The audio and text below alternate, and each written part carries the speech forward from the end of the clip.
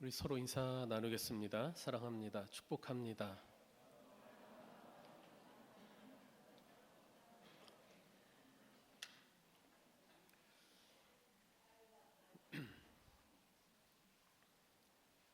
우리 주님의 은혜가 여러분에게 함께 하시기를 축원합니다. 12년 전 2012년인가요? 2012년에 당시 초등학교 6학년이던 제 둘째 딸아이하고 보름 동안 독일에 간 적이 있습니다. 가기 전에 아이하고 가서 시간 날 때 책도 좀 읽어보자 해서 각자 하나씩 책을 준비해서 가자 했습니다. 독일에 도착해서 짐을 풀다가 우리 아이가 준비해 온 책을 보고 제가 웃었습니다. 제목이 공자 아저씨네 빵가게라는 책이었죠. 아마도 공자의 논어를 아이 눈높이에 맞게 쓴 책이었겠죠. 제가 왜 웃었냐 하면 제가 가져간 책은 맹자였거든요. 외국에 가면서 각자 준비한 책이 아빠는 맹자, 딸은 공자였습니다. 훌륭한 집안 아닙니까? 훌륭한 집구석입니다. 공자와 맹자의 시대는 중국의 춘추 전국 시대였습니다. 춘추 전국이라는 말 많이 들어보셨을 거예요. 공자가 춘추 시대고 맹자는 전국 시대를 살았는데 이 시대를 지칭할 때 흔히 이런 표현을 합니다. 백가가 쟁명하고 군웅이 활거하던 시대였다. 그러니까 많은 사상가들이 등장하고 또 나라들 또 군주들은 치열하게 패권을 다투던 시대였다는 거죠. 크고 작은 나라들이 모두 자기들의 이익과 패권을 얻기 위해서 이합집산하고 또 배신과 전쟁도 빈번했던 그런 시대였습니다. 그런데 역설적이게도 그런 잔혹한 시대였기 때문에 유독 그 시대에 탁월한 사상가들이 많이 등장했는지도 모르겠습니다. 세계와 인간 그리고 사회와 정치를 해석한 아주 탁월한 사상가들이 그 춘추 전국 시대를 배경으로 아주 많이 등장했지요. 맹자의 시대는 공자의 시대보다도 나라들 간의 그 패권 다툼이 더욱 심하던 시기였어요. 모두가 자신들의 이익을 위해서 몰두하는 그런 세상이었는데 그때 맹자는 의로움에 대해서 외치고 다녔습니다. 맹자의 문제의식과 주제가 그 맹자의 제일 첫 장인 양해왕 편에 잘 드러나고 있습니다. 맹자가 위나라를 방문해서 군주인 양해왕을 만나는 장면입니다. 양해왕이 자기 나라를 방문한 맹자를 맞이하면서 이야기합니다. 선생께서 불언천리하고 이렇게 찾아주셨으니 장차 우리나라에 이익이 있지 않겠습니까? 이로움이 있지 않겠습니까? 라고요. 그러자 맹자가 꾸짖듯이 말하는 겁니다. 왕께서는 어찌하여 이익에 대해서 말씀하십니까? 오직 인의만이 있을 뿐입니다. 사람이 사람답고 군주가 좋은 군주가 되려면 이로움이 아니라 의로움을 추구해야 한다라고 하는 것이죠.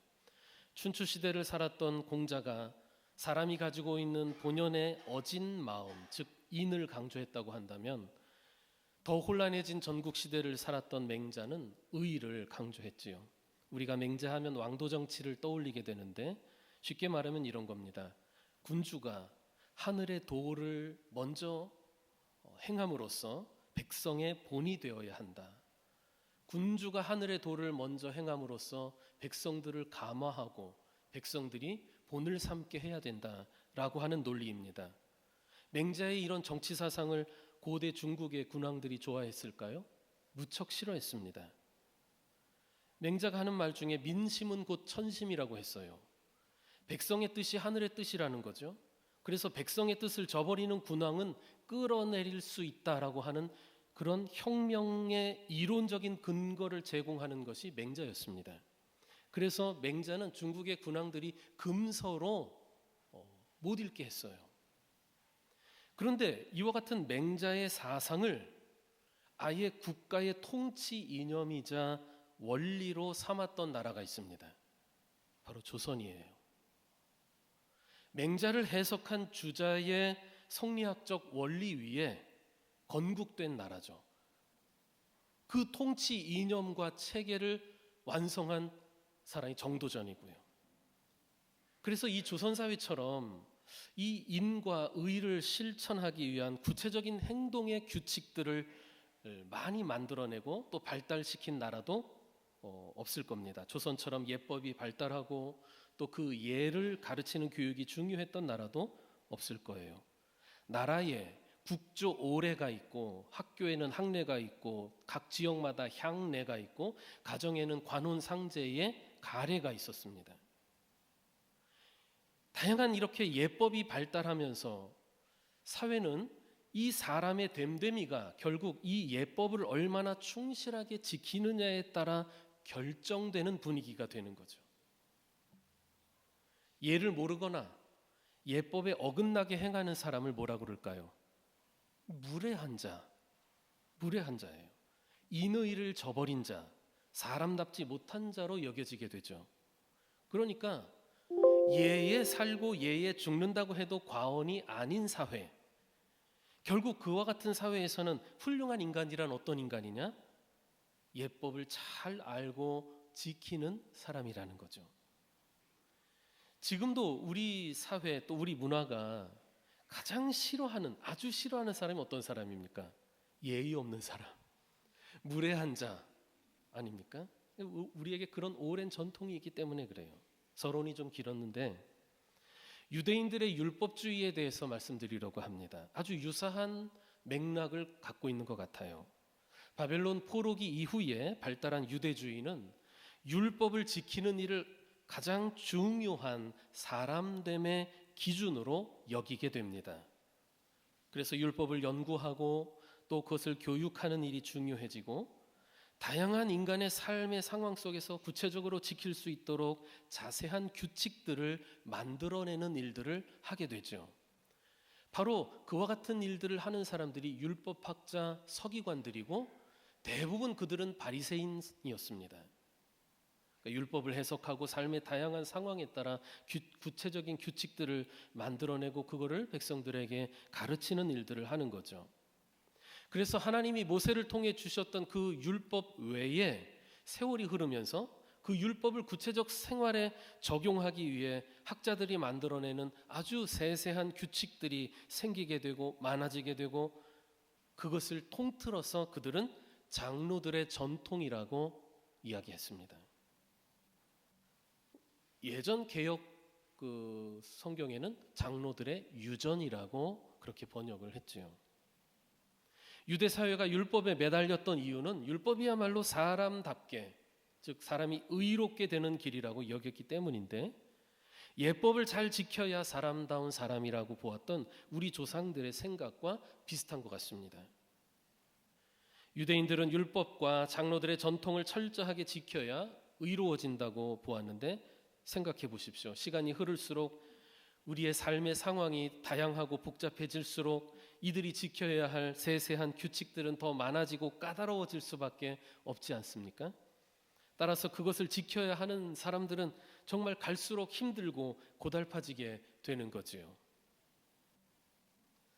그러니까 사람됨을 위한 규칙들이 사람의 삶을 힘들게 만드는 거예요. 모든 규칙들을 완전 무결하게 지켜서 율법의 요구를 완전히 만족시킬 수 있는 사람이 있을까요? 없지요. 애초에 그것은 불가능한 일이었다고 할 수 있습니다. 율법 학자들이 만들어낸 그 많은 규칙들이 하나님의 율법 정신을 온전히 담보하고 있기도 힘들었거니와 또 인간이 본래 타락한 존재 아닙니까? 그들이 그 율법의 요구를 완전하게 만족시킬 수는 없지 않겠습니까? 그러니까 규칙들을 상대적으로 잘 지키는 사람이나 못 지키는 사람은 있을 수 있겠지만 그것들을 완전 무결하게 지킬 수 있는 사람은 애초에 없는 거죠. 혹시 모든 규칙을 완벽하게 지킬 수 있는 사람이 있다 손 치더라도 그것이 하나님이 그 율법을 주신 본래의 정신을 완전히 만족시킬 수 있는 것도 아니고 말입니다. 사실 율법은 사람을 의롭게 하기보다는 오히려 인간의 죄인됨과 불완전함을 드러내주는 역할을 하게 되는 겁니다. 그리고 그것이 하나님께서 율법을 주신 이유이기도 했지요. 사도 바울이 이야기하잖아요. 로마서 3장 20절에 이렇게 말씀하죠. 그러므로 율법의 행위로 그의 앞에 의롭다 하심을 얻을 육체가 없나니 율법으로는 죄를 깨달음이니라. 율법의 규칙들을 잘 지켰으므로 자기는 의인이라고 여긴다면 그건 착각인 거예요. 바리새인 서기관들이 많이 빠져 있던 착각이죠. 여러분, 한번 생각해 보십시오. 인간이 규칙을 지킨다고 해서 의로워질 수는 없지 않겠습니까? 이런 거죠. 외적인 행위들을 규제해서 사람됨을 완성한다는 생각 자체가 무리한 거잖아요. 안 맞는 거잖아요. 외적 행위의 규제를 통해 죄로 물든 본성이 깨끗해진다거나 죄의 근본적인 문제가 해결될 수는 없는 거잖아요. 타락한 죄인에게는 자기를 의롭게 할 능력도 방법도 없고 그것은 하나님만이 하실 수 있는 일이잖아요. 바로 그 점에서 기독교 복음은 조선시대의 예법이라든가 유대인들의 율법주의와 다른 거죠. 행위의 규칙들을 지킴으로써 의로워지는 것이 아니라 믿음을 통해 하나님께서 의롭게 해주시는 은혜를 입어야 한다는 것이 복음이잖아요. 예수 그리스도께서 십자가에서 이루신 구원의 의를 우리가 믿음을 통해 덧입어서 또 그럴 때만이 하나님 앞에서 의롭다고 인정받는다는 거죠.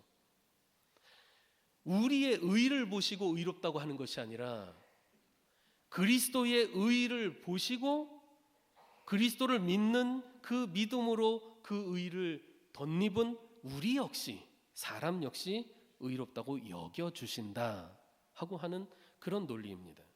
그것이 복음이 알려주는 의롭게 되는 도리예요. 죄인이 구원을 얻는 도리입니다.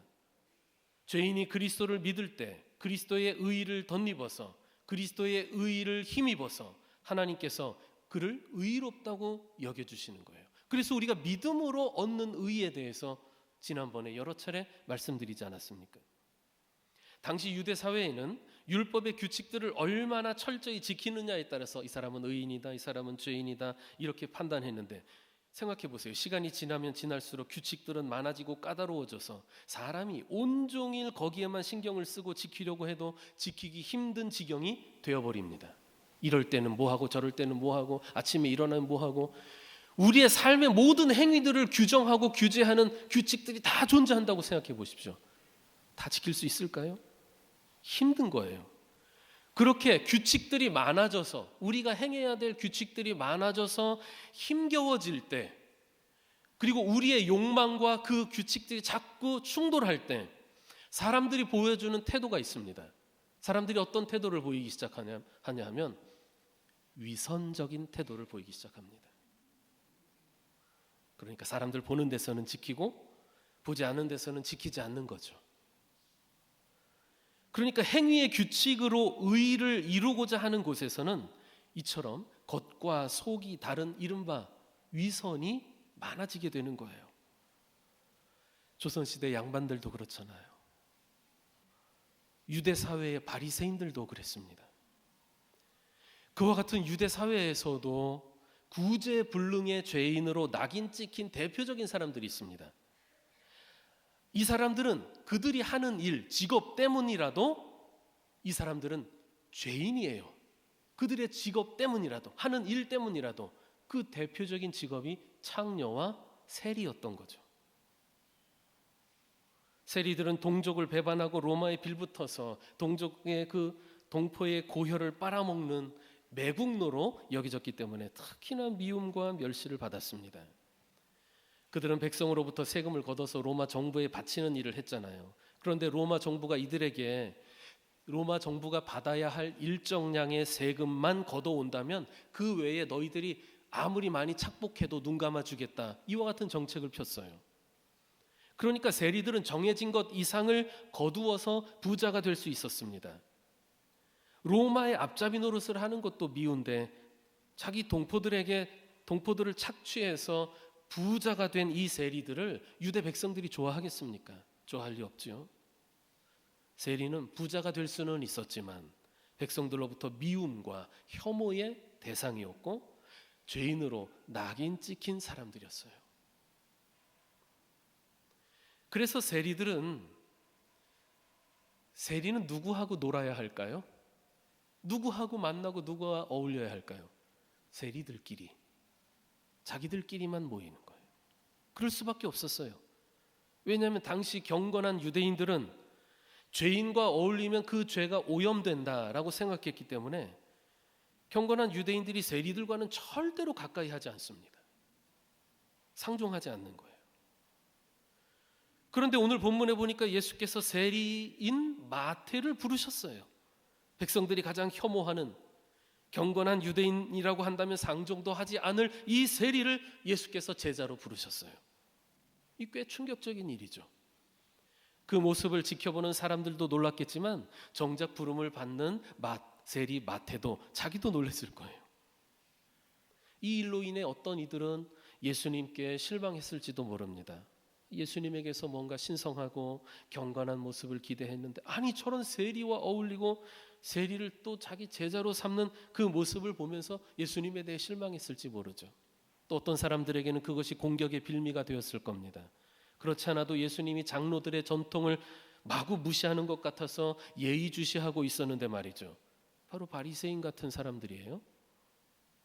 그런데 이날 예수님께서 그 세리 마태를 부르심과 더불어서 한술 더 떠서 이 마태의 집에 가서 다른 많은 세리들과 어울려 식사까지 하는 겁니다. 여러분, 유대 사회에서 식사를 함께 한다는 것 굉장히 중요한 의미를 가지고 있어요. 이것은 그 사람을 인정하고 마음을 함께 나누는 동지로 여긴다는 그런 선언적인 의미를 가지고 있는 거예요. 그래서 경건한 사람일수록 절대로 아무하고나 식사를 함께 하지 않았습니다. 같은 자리에서 부정한 자와 함께 식사한다? 이거는 상상할 수 없는 일이었어요. 더구나 세리의 그 부정한 집에 들어가서 그 많은 세리들과 함께 같은 음식을 나눈다? 상상할 수 없는 일이었어요. 그것은 마치 똥구덩이에 빠지는 것처럼 더럽고 혐오스러운 일로 여겨졌을 것입니다. 그런데 예수님이 그와 같은 모습을 보여주잖아요. 사람들이 수군거리겠죠? 바리새인들은 화가 났어요. 이렇게 장로들의 전통을 무시하는 듯한 그 예수님의 행동이 비위상하고 화가 났죠. 한편으로는 이걸로 꼬투리를 잡을 기회가 생긴 겁니다. 아니나 다를까 예수님의 그와 같은 행동을 지켜보던 바리새인들이 예수님 제자들에게 시비를 겁니다. 너희 선생은 어째서 저 세리와 같은 죄인들과 함께 식사하느냐? 아니 랍비라고 하면서 선생이라고 하는 자가 어떻게 저 부정한 자들과 떼거지로 저 부정한 자들과 함께 식사할 수 있느냐? 이렇게 혼란한 거예요. 그때 바리새인들이 하는 그 비난의 이야기를 아신 예수님께서 이런 말씀을 하시는 겁니다. 본문 12절 보십시오. 건강한 자에게는 의사가 쓸데없고 병든 자에게라야 쓸데있느니라. 그리고 13절 끝에 보면 나는 의인을 부르러 온 것이 아니요 죄인을 부르러 왔노라. 이렇게 말씀했습니다. 참 명쾌한 말씀이에요. 뭐냐 하면 의사를 필요로 하는 사람은 병자입니다. 의사가 있어야 할 곳은 어디예요? 환자가 있는 곳, 병자가 있는 곳이죠. 마찬가지로 죄인들을 구원하시기 위해 오신 예수님이에요. 그럼 예수님이 계셔야 할 곳은 어디라는 겁니까? 죄인들이 있는 곳이라는 거예요. 그러니까 이 세리의 집에서 죄인들과 함께 식사하시는 것, 예수님이 마땅히 계셔야 할 자리라고 주님은 말씀하시는 거예요. 바리새인들은 어떻게 저 죄인들과 함께 식사하느냐라고 비난했지만 예수님은 이 자리는 내가 당연히 있어야 할 자리인데? 라고 말씀하시는 거죠. 누가 의사를 필요로 합니까? 병자입니다. 건강한 사람은 의사를 필요로 하지 않을 거예요. 그렇다면 내가 병에 걸렸는데도 실제로는 병에 걸렸는 줄 모르는 그런 병자, 자기가 건강하다고 착각하는 병자는 어떨까요? 사실은 의사가 필요한데 필요하지 않다고 생각하겠죠. 자기는 건강하다는 착각 속에 있을 테니까요. 마찬가지로 누가 죄를 사해 주시는 예수님을 필요로 하나요? 예수님이 누구에게 필요합니까? 죄인이죠. 좀 눈 좀 뜨고 대답을 해보시기 바랍니다. 누가 예수님을 필요로 해요? 죄인이죠.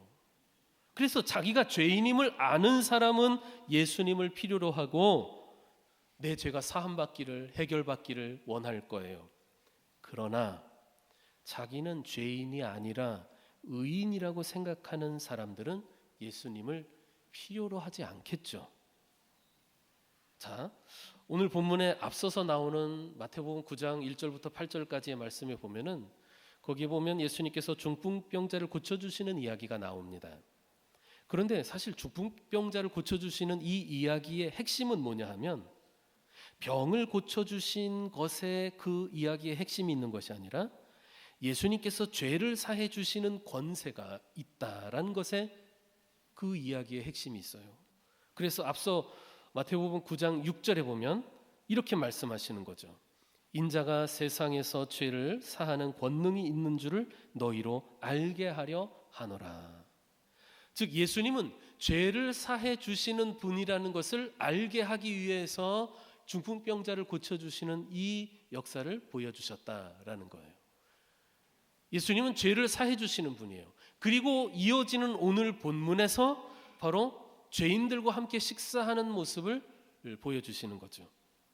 병자에게는 의사가 필요한 것처럼 죄인에게는 죄를 사해 주시는 예수님이 필요한 겁니다. 그러면 누가 죄인이라는 겁니까? 누가 예수님이 필요한 죄인이고 또 예수님이 필요하지 않은 의인은 누구입니까? 성경은 이 점에 대해서 분명하게 가르쳐 줍니다. 로마서 3장 10절에 보면 의인은 없나니 하나도 없다라고 말씀합니다. 로마서 3장 23절에서는 모든 사람이 죄를 범하였음에 하나님의 영광에 이르지 못한다고 말씀했어요. 그러니까 성경 말씀을 보니까 모든 사람이 죄인인 거예요. 의인은 없어요. 의인은 없어요. 단 자기가 의인이라고 착각하는 죄인은 있습니다. 이해가 되세요? 그래서 세상의 모든 사람은 둘 중에 하나입니다. 자기가 죄인인 줄 아는 죄인과 자기가 죄인인 줄 모르는 죄인인 거죠. 다르게 표현하면 자기가 죄인임을 인정하는 죄인과 자기가 의인이라고 착각하는 죄인, 둘 중에 하나인 거예요. 자, 오늘 본문에서 보면은 세리는 자기가 죄인인 줄 아는 죄인이요, 반면에 바리새인들은 자기가 죄인인 줄 모르는 죄인인 거죠. 자기를 의인이라고 착각하는 죄인이 바리새인들이에요. 누구에게 예수님이 필요하죠? 죄인인 줄 아는 죄인인 세리도 예수님이 필요하고 죄인인 줄 모르는 죄인 바리새인도 예수님이 필요해요. 사실은 그들 모두 죄인이니까요. 모두가 예수님이 필요해요. 그런데 누가 더 심각합니까? 문제가 죄인인 줄 아는 죄인보다 죄인인 줄 모르는 죄인이 문제예요. 자기가 의인인 줄 착각하는 죄인이 심각한 겁니다. 자기는 의인이기 때문에 예수님을 필요로 하지 않는 거죠. 그렇게 생각하는 거예요. 그러니까 자기가 병자인 줄 모르는 사람이 의사를 찾아가지 않는 것과 같은 이치죠. 우리 인생에 있어서 진짜 문제의 심각성은 뭐냐? 자기의 실상을 모른다는 게 심각한 겁니다. 내가 어떤 존재인지, 내 인생이 어떤 상황인지 모른다는 게 심각해요. 누가 의인이고 누가 죄인입니까? 사실은 모두가 죄인이에요. 그래서 우리 모두가 예수님이 필요해요. 그런데 여러분, 누가 봐도 죄인인 세리는 예수님의 부르심에 응답하여 예수님을 따르고 제자가 되고 하는데 자기가 의인인 줄 착각하는 바리새인들은 오히려 예수님을 거부하고 대적하고 비난하고 하지 않습니까? 우리가 예수를 믿어야 하는 까닭이 무엇입니까? 내가 근본적으로 죄인이기에 이 죄를 씻고 의롭다함을 얻기 위해서 아닙니까? 우리가 예수님을 필요로 하는데 이 죄의 문제보다 근본적이고 절실한 문제가 어디 있을까요? 예수를 믿어 의롭다함을 얻은 우리 성도들, 우리 그리스도인들 역시 예수님이 왜 필요할까요? 의롭다함을 받은 후에도 왜 필요합니까? 우리가 이 땅에 사는 동안 여전히 죄의 영향력과 유혹과 도전을 받게 되기 때문이죠. 우리에게 있는 이 죄된 본성이 우리의 삶에 아주 큰 영향력을 끼치고 위력을 발휘합니다. 그리스도인이 된 것은, 우리가 그리스도인 된 것은 죄인임에도 불구하고 그리스도의 공로로 의롭다고 여겨진 것이지, 우리 실체가 실제로 그래서가 아니에요. 의롭다함을 얻은 그리스도인이라도 여전히 죄와 씨름해야 하는 존재 아닙니까? 그래서 이렇게 이야기할 수 있어요. 그리스도인은 용서받은 죄인이다. 그렇게 얘기하는 거죠. 이렇게 말할 수 있는 거예요. 그렇기 때문에 모든 사람은 둘 중에 하나입니다. 용서받지 못했거나 용서받았거나. 그러니까 용서받지 못한 죄인이거나 용서받은 죄인이거나 둘 중에 하나죠. 자, 우리 성도들은 어떠하냐? 우리의 신앙이 성장하고 우리의 믿음이 깊어질수록 어떤 상태가 되느냐?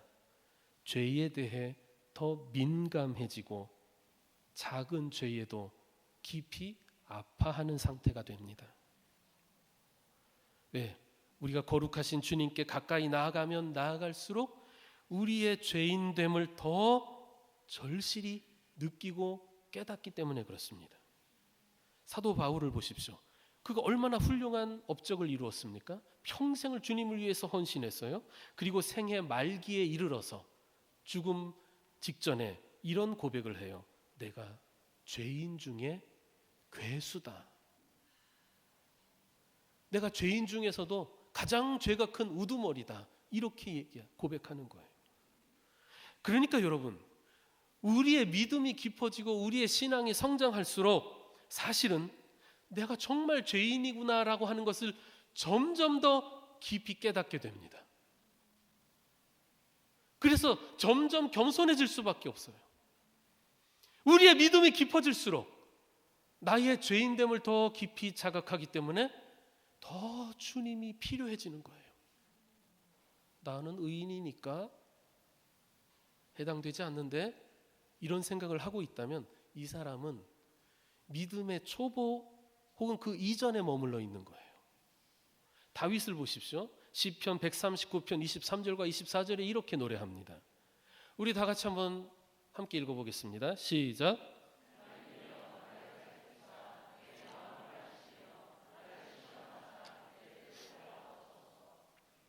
내게 무슨 악한 행위가 있나 보시고 나를 영원한 길로 인도하소서.